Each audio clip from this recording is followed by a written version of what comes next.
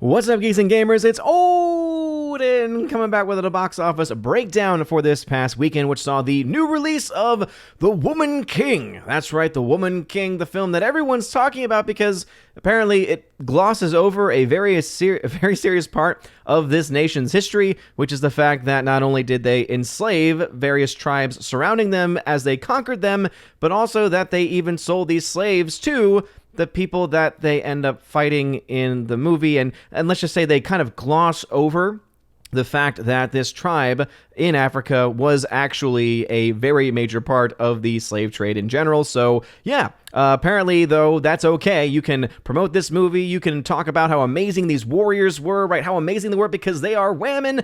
But ultimately, you can't talk about it too much because otherwise you have to kind of reveal that dirty little secret, not so secret about history, which is that we're dealing with some pretty despicable people in this instance. And no, it's not just the people who they are claiming to fight, right? The white man that they are fighting to try to stop them from taking over the continent of Africa. But no. We're talking, of course, in addition, those people who are actually enslaving their fellow tribesmen. So let's go ahead then and dive into this bit of box office news. So The Woman King actually doing better than projected, which I'm sure will be the headline that most will run with as they try to kind of, put underneath the rug of, hey, let's not talk about the history. Let's not talk about kind of the really bad stuff that we kind of gloss over in the movie, which apparently is making the rounds on social media from what I've been told. But this film made $19 million domestically, have not gotten any international numbers for this film as of yet. This film made about $1 million more than what the film was projected to make, and so, as I said, that's what I think they're going to try to run with there. Its per-theater number being $5,000. Oh man, it is pumping life back into the box office. I can just see the headline now.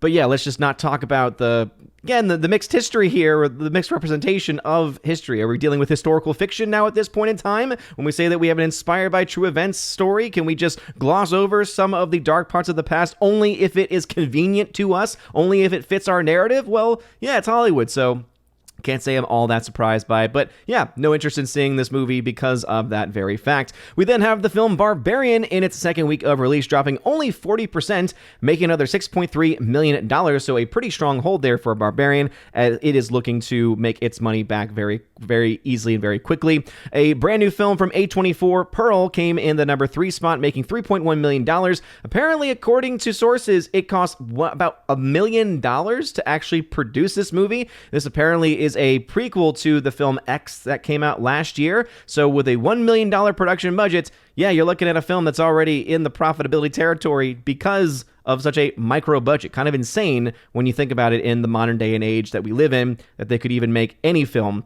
for that amount of money. Haven't seen the film, so I can't say whether the plot is $1 million plot or not, but hey, if you are a fan of horror films or the A24, studio in general, let me know in the comment section below. See How They Run, also a new film release. This actually has the most intrigue, or has created the most intrigue for me to want to go and see it. It looks like a pretty fun romp of a time, making $3.1 million. But this is a movie where we are trying to find the actual budget for this movie and still have not had that released yet. It is from Searchlight, which is underneath the arm of Disney right now that this is under, now that it's no longer Fox Searchlight. Now it's just Searchlight because Disney took ownership of it. It means that it's meant to be the more independent wing of their studio chain. And so I imagine the budget is not likely that high for the movie, but still $3.1 million. We'll have to wait and see how good that is in comparison to its budget when we finally get those numbers. My favorite film, or one of my favorite films, I should say, because Gun Maverick is my favorite. I misspoke there. But in my top 3 films of the year at this point in time, Bullet Train is hanging around $2.5 million, 24% drop, only being dropped from around 454 screens, so still around 2,600 screens in total, meaning Sony has some faith in this movie still. Even after 7 weeks of release, the film is still making a couple $1 million on the weekend, and this film is just right on that cusp of breaking even. At this point, I would say by the end of next weekend, it will finally hit its break-even point if it continues down the track that is currently going on and has more, continues to have strong holds. And again, with no real big films set to come out in the next month or so still, we have a lot of room for a film like this, and Sony has a lot of room for a film like this to make its money back. However, Sony is also the ones that put out The Woman King, and so Can't say I'm the biggest fan of Sony at the moment.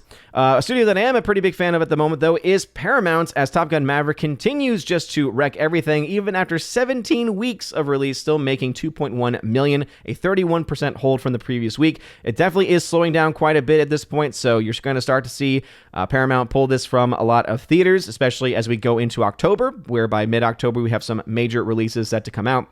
But the film still hanging out in the top 10 is pretty darn impressive. DC League of Super Pets is also starting to see its way out after 8 weeks, $2.1 million, only an 18% drop. But as I've mentioned in previous videos, this still has a ways to go to make its money back. Again, because of a weaker than expected start. The Invitation, a very low budget horror film, $1.7 million, is continuing to make profit. Minions is starting to see the end of its run, and after 12 weeks of release, one can understand why. But after over $900 million worldwide, pretty darn impressive. And then rounding off the top 10 is that film from Neon, a very minor release here, called Moon Age Daydream, which I know nothing about because it's a film that only got released on 170 screens, and so I don't have that much investment in it for that very reason. I just don't know much about it. Brahmastra is also hanging around as well, 76% drop. Again, interesting money as far as the box office is concerned for this. Whether it makes its money back or not is still very hard to tell. Beast is also slowing down enough to where they're pulling it out of over 1,000 screens this week.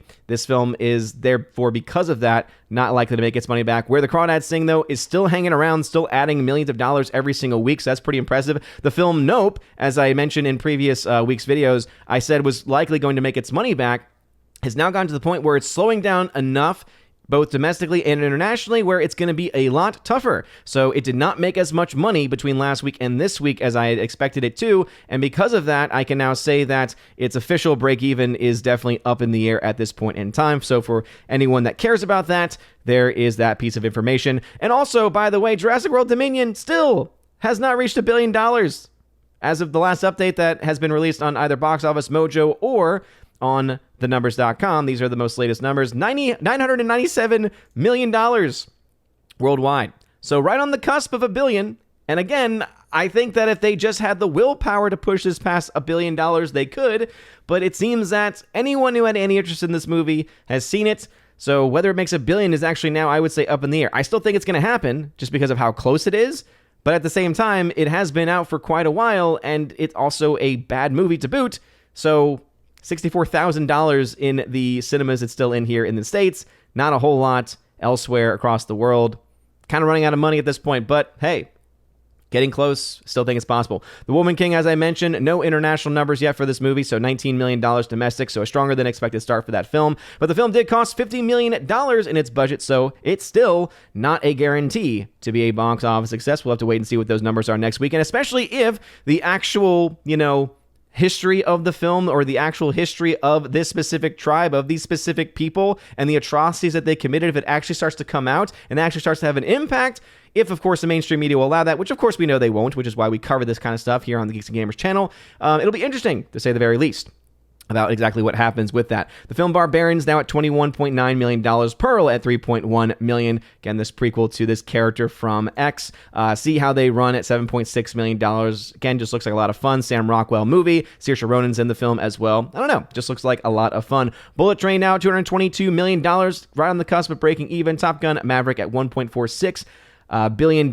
Just insane numbers there. Going into the box office charting, as we can see right here, the break-even number for The Woman King is $125 million because of that $50 million budget, meaning that the film right now is $63.6 million in the red. So that second weekend number will be very interesting to look at. Pearl, in its opening weekend, because it only cost $1 million, has already started to make some profit. We have nothing on See How They Run's budget, so $7.6 million worldwide means that we have nothing really left to go on there. Medieval, which does have, this is the second weekend for Medieval, wasn't even being charted.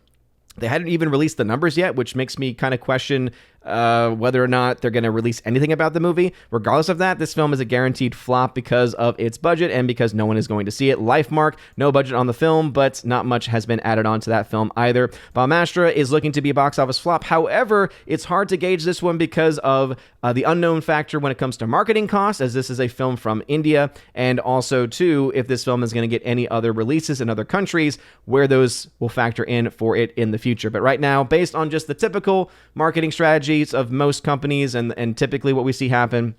I'm projecting the film to be a loss, but that does not guarantee that to actually be the case. Barbarian, as you can see, $21.9 million puts this film right on the cusp of breaking even, and so I think that this is going to be a film to make its money back in the next week or two.